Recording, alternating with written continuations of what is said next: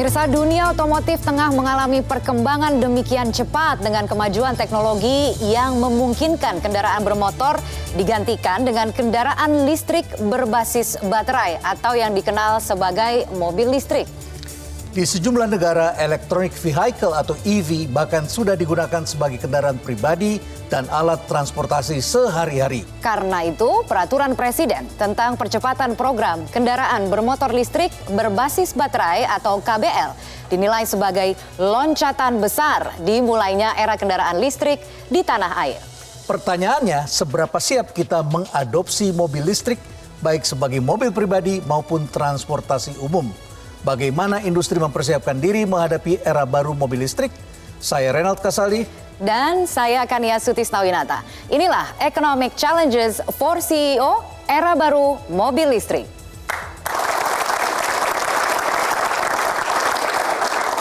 Ya, langsung saja kita bahas urgensinya. Karena pemerintah baru saja mengeluarkan perpres mengenai mobil listrik. Akhirnya. Tentu kita bertanya-tanya, Pak Putu Juli Ardika, apa latar belakangnya, apa urgensinya?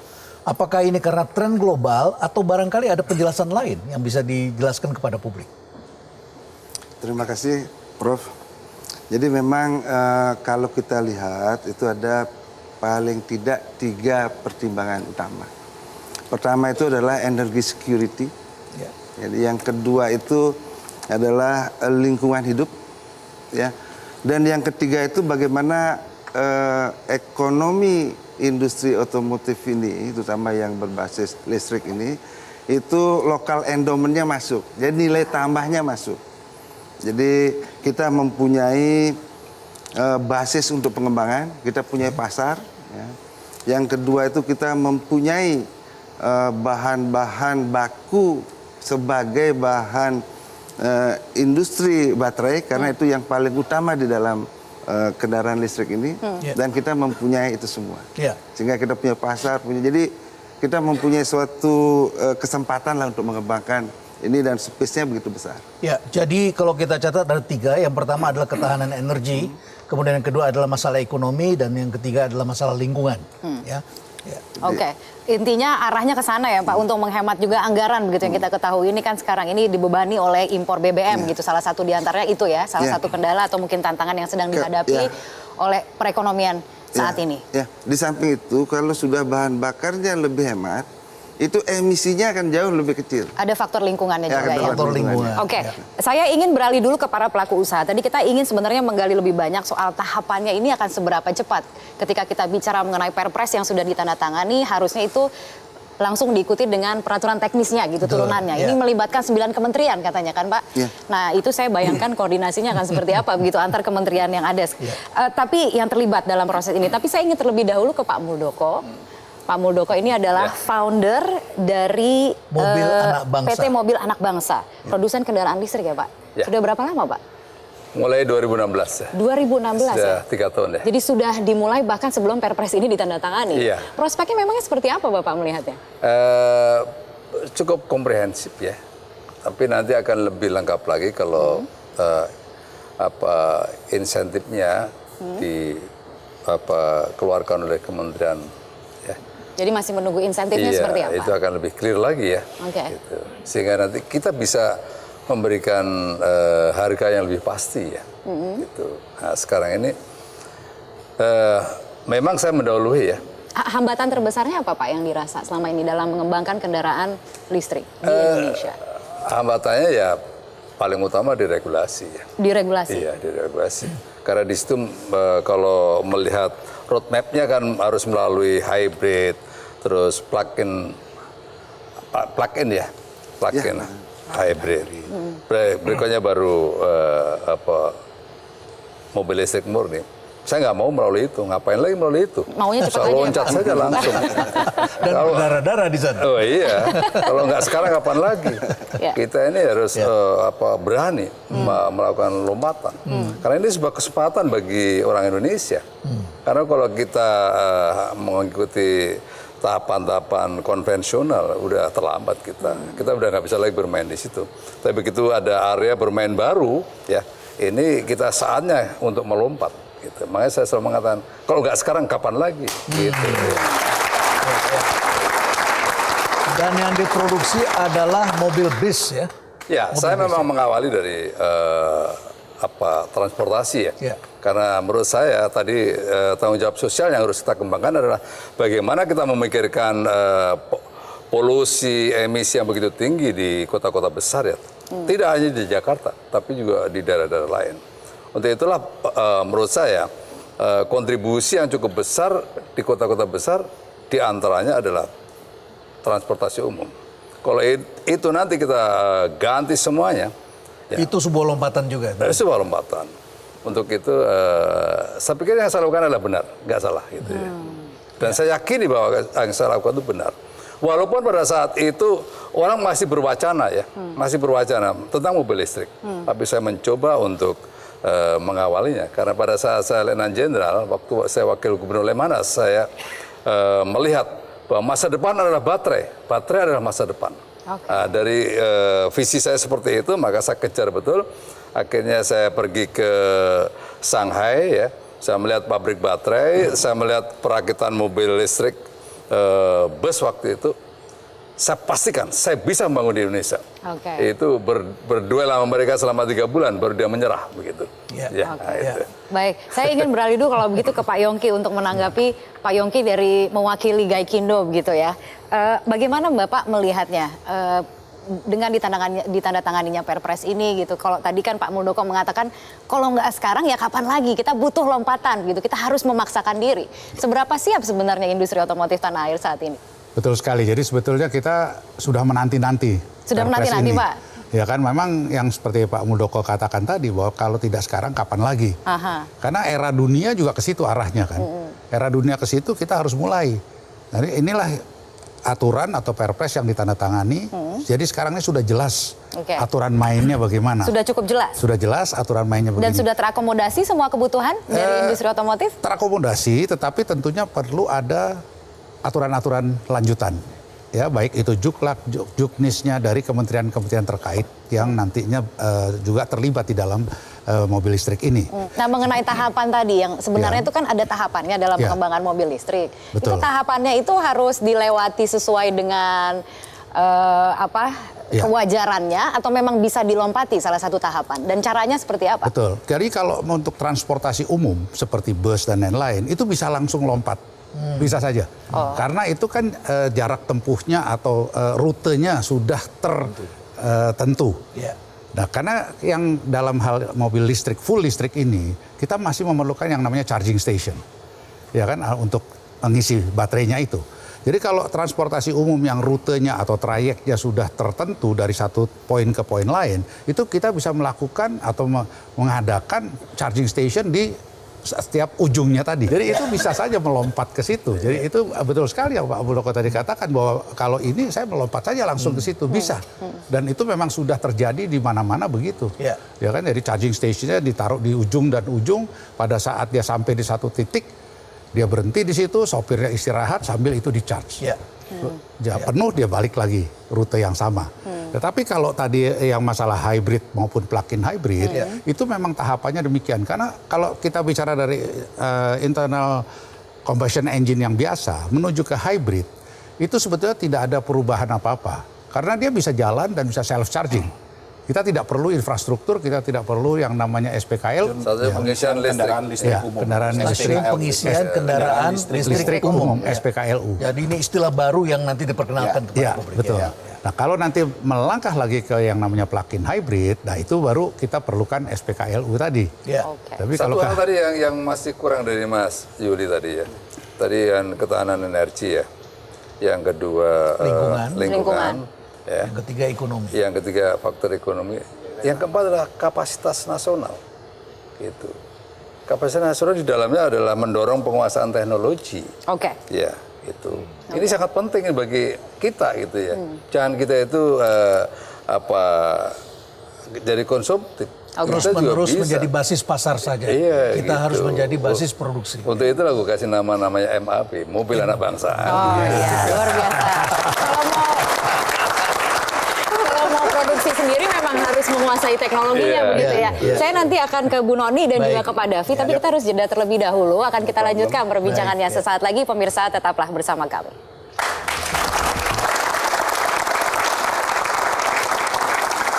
Itu arahan dari Presiden sudah cukup jelas ya, Prof. Sangat ya? jelas. Sangat jelas.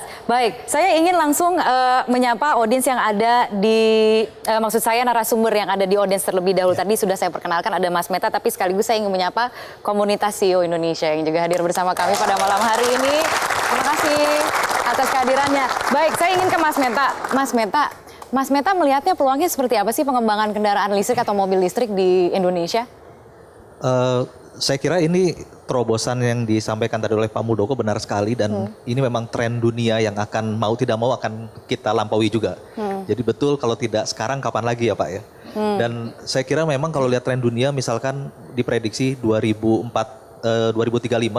masyarakat Amerika mungkin sudah 40% menggunakan mobil listrik. Dan kalau itu dilakukan sudah akan menghemat bahan bakar minyak itu per hari diperkirakan sekitar 1,5 juta barel minyak per hari, yang setara dengan eksplorasi minyak perharinya di Teluk Meksiko. Dan saya bayangkan kalau itu terjadi dengan kita, itu berarti akan ada penghematan yang luar biasa untuk bahan bakar kita. Norway kemudian disampaikan 1 dari 10 penumpang kendaraan di sana mungkin sudah akan menggunakan mobil listrik. Jadi saya kira ini peluang yang bisa kita ambil bagi para produsen otomotif di sini. Ini peluang besar begitu ya, Anda melihatnya seperti itu. Ya. Tapi kemudian apa yang akan terjadi, Anda melihat ke depannya semuanya akan beralih dari kendaraan konvensional berbahan bakar bensin ke mobil listrik? Nah ini yang saya kira memang ada banyak PR tentu ya yang harus kita lakukan. Tantangannya apa kira-kira yang dihadapi? Pertama adalah selalu orang bilang the devil's on the detail. Ya. Jadi Perpres sudah dikeluarkan, tapi kemudian pasti bapak-bapak akan menunggu turunan detail dari peraturan pelaksanaannya. Yeah. Insentif fiskal non fiskal seperti apa, karena itu akan menentukan. Yeah. Kegiatan di Morowali akan seperti apa akan dinanti sekali. Cuma saya melihat bagaimanapun juga memang dunia usaha pasti membutuhkan masa transisi. Tidak bisa di force betul untuk masuk lompat ke industri listrik, ke mobil listrik. Jadi saya kira memang tantangannya adalah ke detail peraturan. Kemudian yang kedua adalah konsistensi kebijakan. Saya kira ini PR dari bapak-bapak di pemerintah. Karena kalau kebijakan berubah-ubah atau misalkan antar menteri tidak kompak jadi repot Pak. Saya kira buat dunia investasi saya kira ini mungkin PR yang perlu dijawab juga. Oke, baik. Terima kasih Mas Meta. Jadi memang the devil is in details ya, begitu ya. Nah, saya tertarik kan ya dengan salah satu iklan yang cukup panjang yang dikeluarkan oleh Bluebird ya, yang mengatakan beri kami kesempatan karena ini tidak mudah.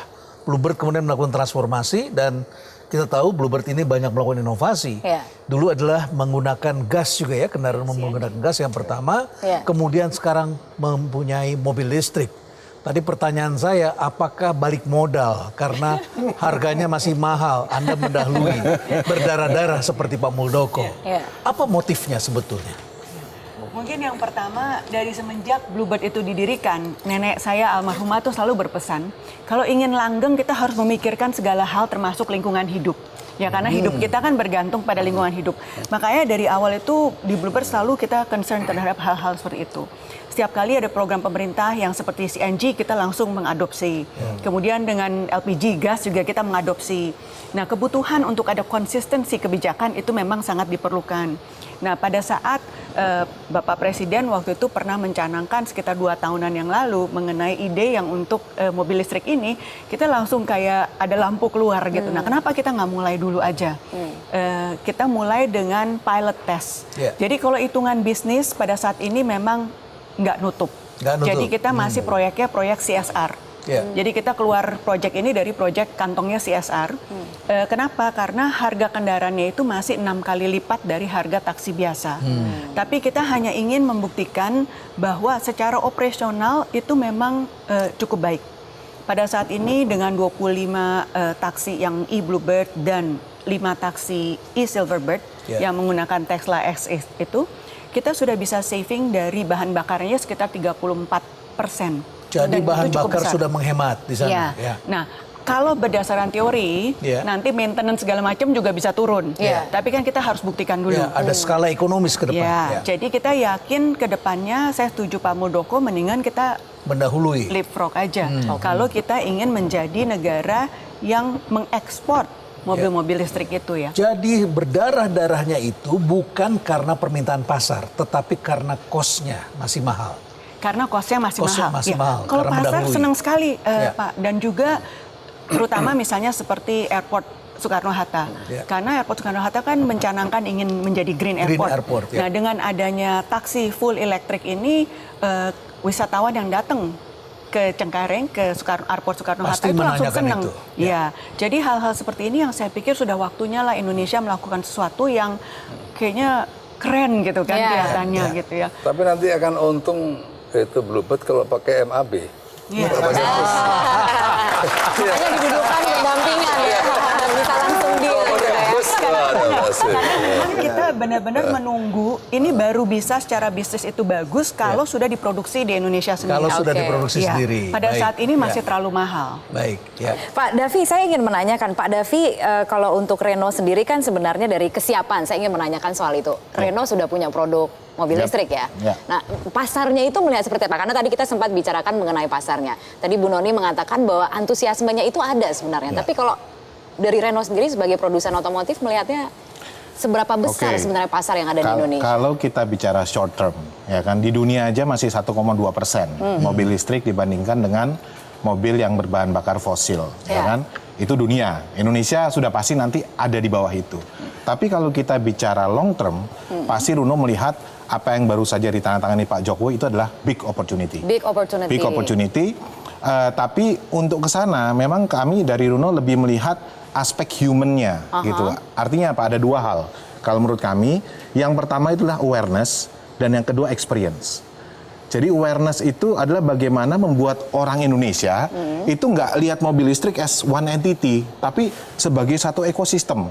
Seperti Runo mensponsori salah satu pulau ya namanya itu Porto Santo di Portugal. Itu semua ekosistemnya itu sudah green, Siap. smart island and green menggunakan mobil Runo.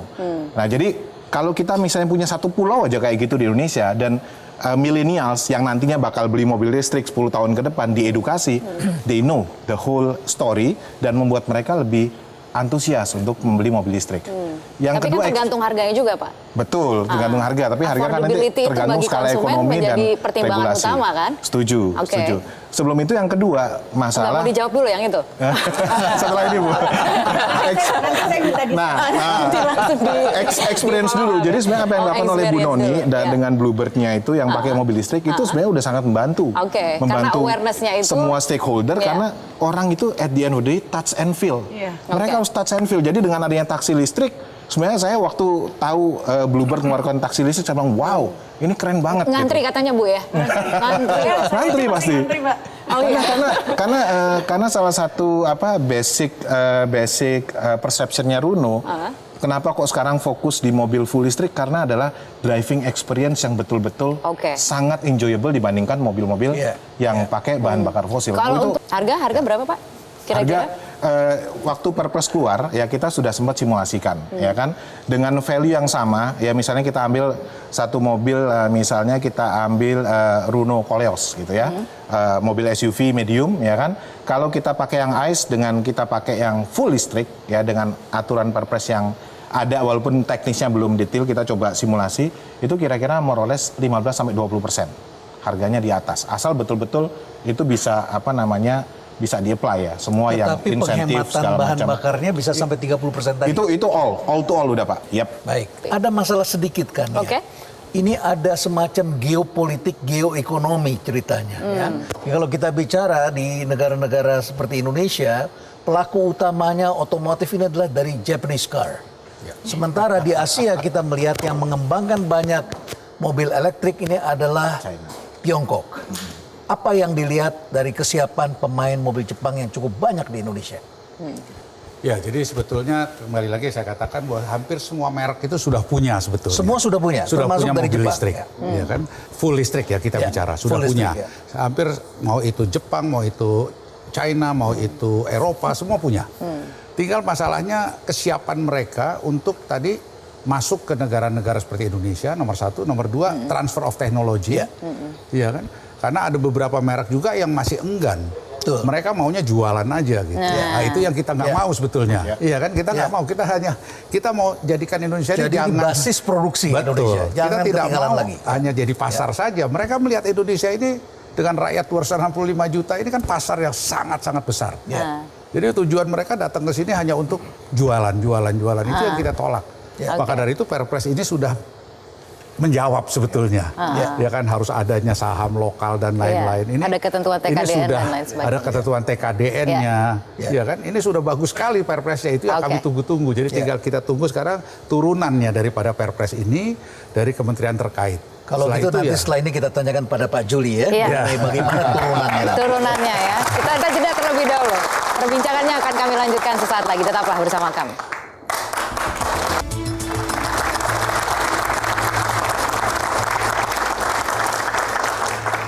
Ya, Anda kembali bergabung bersama kami. Kami lanjutkan perbincangannya. Tadi Pak Putu yang kalau tidak salah ya. Tadi Pak Putu kita harapkan bisa menjelaskan Perpres turunan dari Perpres ini.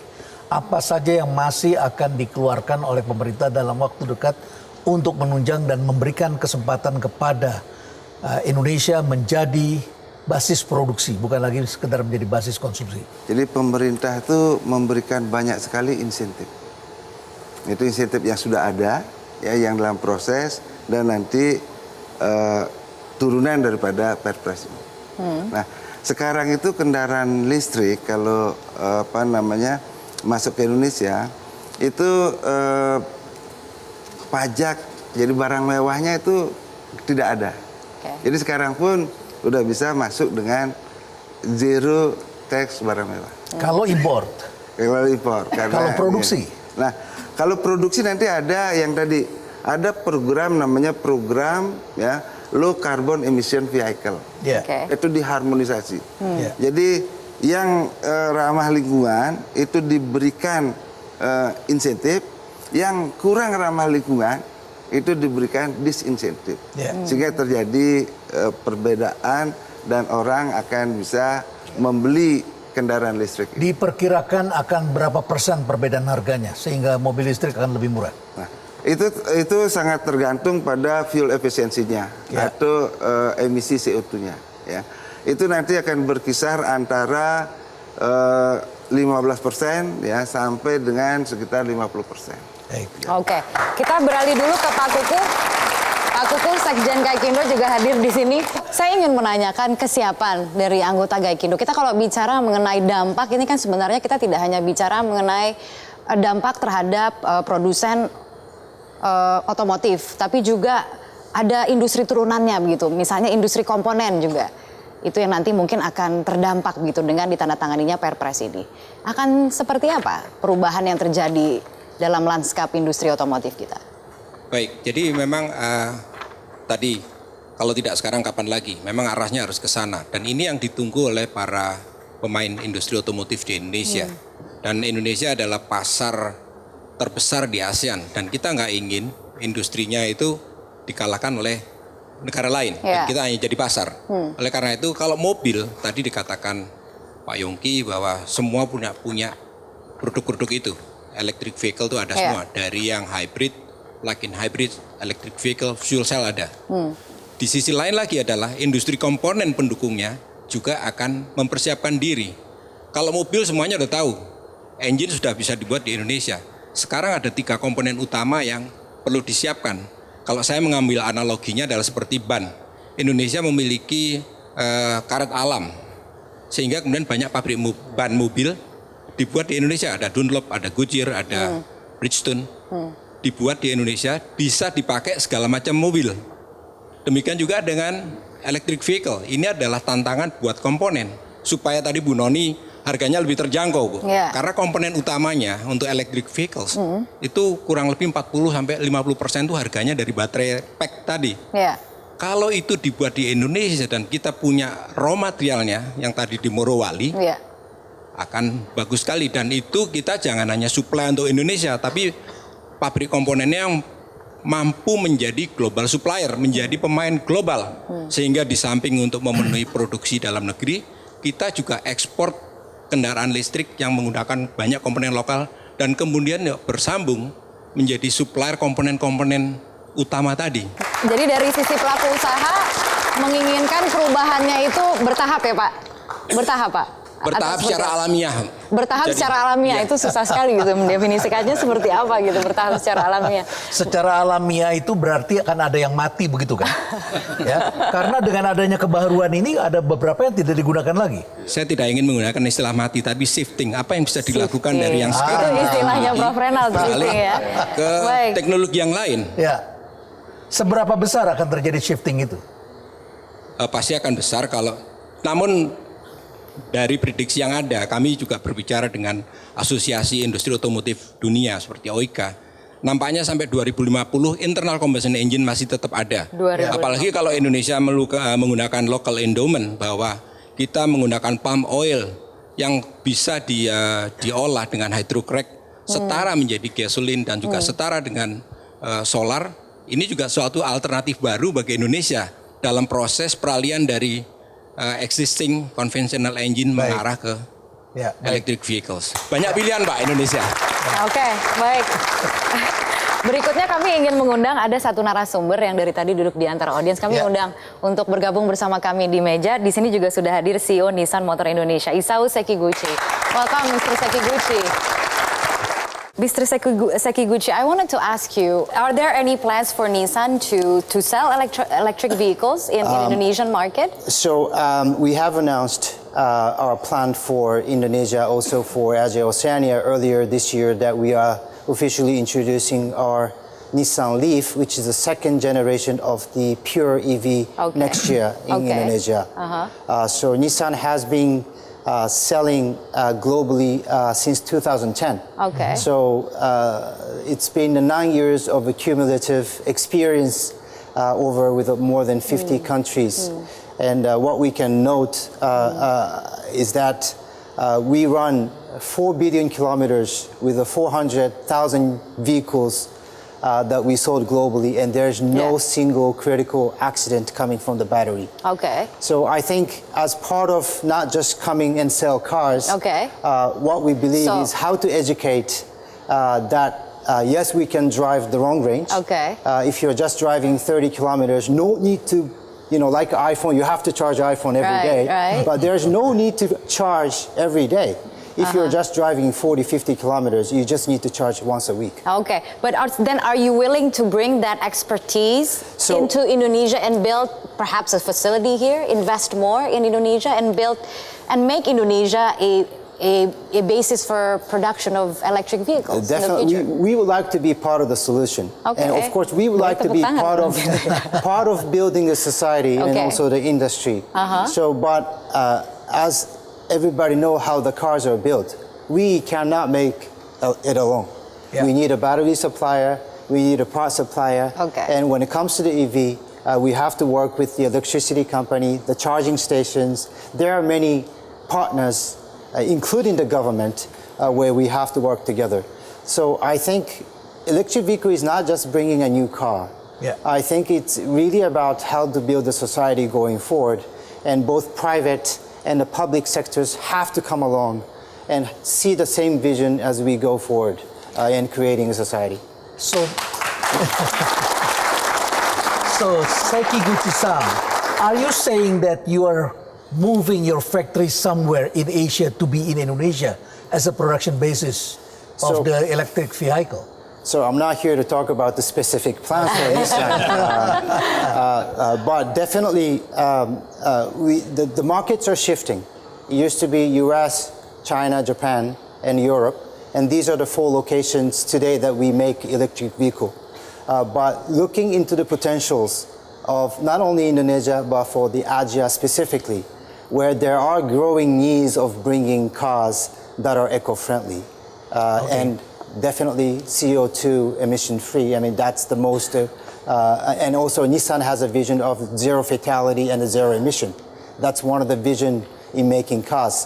So yes, definitely we need to look into what kind of a puzzle will work. And again, I think, you know, we need to clearly understand what kind of a policies that are going to be implemented for Indonesia. Ya, kita harus jeda terlebih dahulu. Akan kita lanjutkan langsung nanti ke Pak Yongki setelah jeda berikut ini. Tetaplah bersama kami.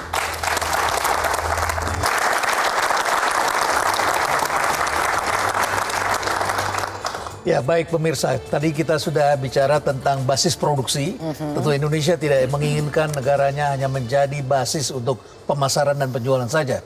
Pak Yonggi, apa respons Anda mendengar tadi? Ya tentunya kita menyambut sangat baik tentunya kalau Nissan ingin berinvestasi di Indonesia, membuat mobil-mobilnya di Indonesia. Karena seperti kita ketahui bahwa statistik mengatakan di Indonesia itu hanya 87 mobil per 1.000 orang. Sedangkan di Thailand itu sudah 230. Malaysia lipat, ya. per 1.000 orang. Malaysia lebih tinggi lagi, 400 sekian. Ya, jadi di Indonesia ini kan luar biasa potensinya. Ya kan, dari tadi 87. Kalau kita naik satu saja dari 87 ke 88, maka kita harus menjual 260.000 mobil tambahan. Kan rakyat kita 260 juta ini. Iya kan? Jadi itu sudah fenomena yang saya katakan ya Nissan harus masuk di sini. You have to come to Indonesia. You have to come here, ya. You have to come and invest. Yeah. Please. Rino, and now is the time to do it. Yeah. Rino gimana kalau Rino? Runo ya, itu Runo. Ya. Ya, jadi tadi saya sampaikan. Jadi memang kita harus lihat secara utuh, ya kan, dan long term, ya. Long term ini big opportunity. Cuman kalau tadi saya share, selain insentif, ya, semua stakeholder itu baik lagi bagaimana membuat awareness. Karena kalau kita bandingkan mobil listrik dengan mobil ICE, internal combustion engine, itu awareness-nya kalah positioningnya. Orang lebih aware mobil ICE dibandingkan listrik. Sama yang kedua, experience. Kalau mereka nggak pernah touch and feel, nggak akan ada keberanian untuk beli mobil itu. Nah, jadi selain dari sisi industri sama investasinya, jadi bagaimana segmen ini dikembangkan. Dan itu juga kalau tadi ditanya itu tugas siapa? Ya termasuk tugas pemain industri juga. Bagaimana kita mengkomunikasikan, meningkatkan awareness itu. pasar ini. Ya, makanya tadi yang saya bilang apa yang dilakukan oleh Bluebird itu udah sangat luar biasa. Orang sekarang udah bisa touch and feel mobil listrik dengan naik taksi gitu kan. Nah, itu top banget gitu. Nah, itu yang harusnya terus di-campaign. Jadi itu yang ditunggu dulu gitu sebelum akhirnya mau berinvestasi di Indonesia begitu untuk mengembangkan basis produksi di sini bagi Rino. Mungkin bisa paralel. Bisa paralel, ya kan? Supaya dibeli. Supaya dibeli. Ya kan? Nah, sekarang kalau nggak dikembangkan gimana touch and feel kalau nggak ada gitu. Ya. Jadi harus paralel kalau menurut saya. Armada taksi Bluebird ke depan ini maunya EV semua kan Ibu Noni? Seperti apa perencanaannya? Bayangkan ya, kalau kita kan memang ranahnya adalah lingkungan hidup ya. Jadi kita dan juga saving secara long term dari segi gasoline price dan maintenance price. Jadi kita setiap tahunnya tuh membeli sekitar 4.000 sampai 5.000 kendaraan setiap tahun. Nah, itu yang kita hanya untuk menggantikan kendaraan yang lama saja tuh. Nah, bayangkan kalau kita bisa saving karena kita planning dengan harga sekarang tuh mungkin kita dalam waktu 5 tahun cuma bisa beli sekitar 2.000-an.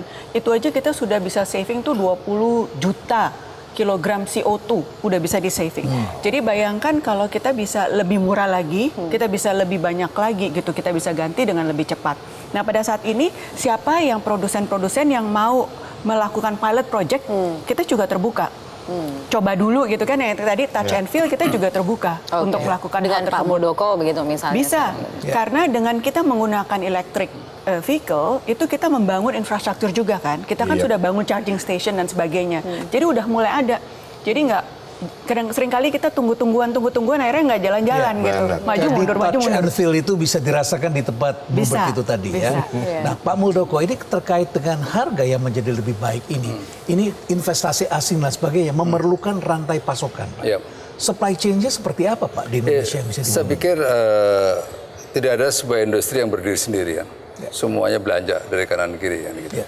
Apalagi nanti kita punya resources ya, untuk pengembangan baterai sel di Indonesia. Maka saya yakini bahwa nanti ke depan baterai elektrik itu akan lebih murah. Dan tidak banyak negara yang memiliki itu. Iya. Tapi Indonesia akan memiliki. Kita memiliki luar biasa besarnya. Ya.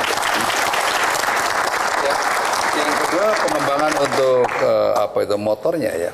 Kita sedang terus melakukan pengembangan motor ya, karena dua kata kunci itu motor ya dengan baterai itu ya. Itu kalau sudah terpecahkan kita di Indonesia, maka nanti kecenderungan harga mobil listrik itu sangat jauh sekali. Gitu, dan lebih baik diproduksi di Indonesia. Harus, gitu. Bukan lebih baik, harus gitu. No way gitu ya. Baik, Tapi kalau kita misalnya ingin membedah mitos-mitos penggunaan mobil listrik, ini lagi-lagi soal awareness dan experience touch and feel tadi ya. Mungkin ada mitos-mitos mengenai penggunaan mobil listrik yang mungkin ingin diklarifikasi oleh Mas Dahono dalam kesempatan ini. Apa kira-kira mitos-mitos yang selama ini beredar gitu di tengah masyarakat yang sebenarnya tidak seperti itu? Ini kembali lagi berdasarkan pengalaman saya hari misalnya ini aja ya. Soal iklim dan lain sebagainya, Betul. atau misalnya banjir begitu. Nah Ya. itu seperti apa Mas Dahono? Yang pertama aja tentang mengecas mobil itu. Itu ternyata saya baru sadar hari ini bahwa masih banyak orang juga yang belum paham. Begitu saya tadi sampai kantor itu, waktu saya mau nyolokin mobil ke stop kontak di tempat parkir, langsung dikerubutin satpam tuh. Oh ya. Itu mau apa Mas? Ini nanti kebakar apa enggak seperti itu?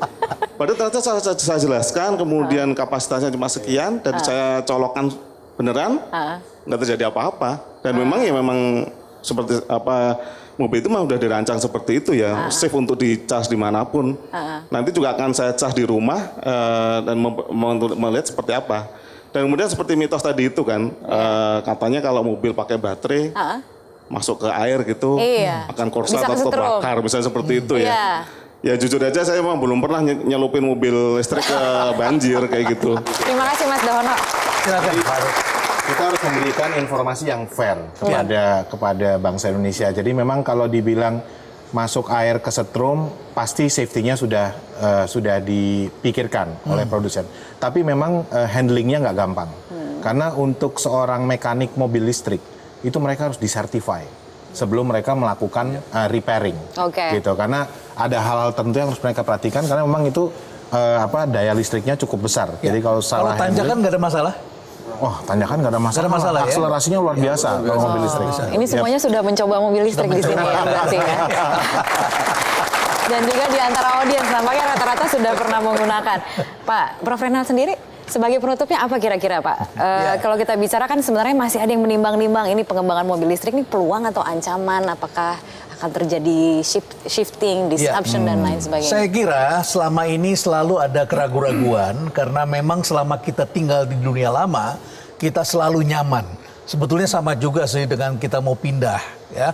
Mau pindah kampus, pindah ibu kota, pindah apapun, kita sudah nyaman dengan yang kita sudah kenal. Pindah dari minyak tanah ke gas itu juga dulu keraguan-raguan ya, dan kita berpikir masih lama semuanya. Tapi ketika terjadi ini perpresnya saya disebut percepatan mobil listrik. Ada 5 hal yang bisa kita pelajari dari percepatan yang terjadi di Tiongkok. Barangkali case study ini, apa yang dilakukan di Tiongkok ini bisa menjadi pembelajaran bagi kita. Ada 5 hal. Yang pertama, pemerintah Tiongkok itu memberikan subsidi yang begitu besar kepada pemakaian electric vehicle ini. Indonesia juga akan melakukan itu. Kemudian yang kedua adalah apa yang dilakukan adalah pembatasan kuota plat kendaraan yang memakai kendaraan bahan bakar minyak BBM ya. Kemudian yang ketiga yang dibangun ini adalah rantai pasoknya, supply chain ya. Supply chain. Tetapi di era yang baru saya menyarankan tidak hanya supply chain, tetapi juga demand side, yaitu yang disebut dengan ekosistem tadi, seperti yang dilakukan di sebuah pulau. Kalau kita pindah kota itu pindah ibu kota artinya pindah pulau kan begitu kan ya. Nah mungkin di pulau yang baru itu kita bisa bangun kembali sebuah suasana yang baru yang barangkali tidak terlalu rumit. Dan yang terakhir yang dilakukan oleh pemerintah Tiongkok adalah mewajibkan transportasi publik menggunakan kendaraan listrik. Ini lebih mudah karena jumlahnya sangat besar, tetapi begitu masif, rutenya juga jelas sehingga bisa dipasang di mana ekosistemnya untuk mendukung itu. Baik. Demikian berakhirlah sudah diskusi dalam Economic Challenges for CEO. Saya Kania Sutisnawinata. Dan saya Renald Kasari. Sampai jumpa.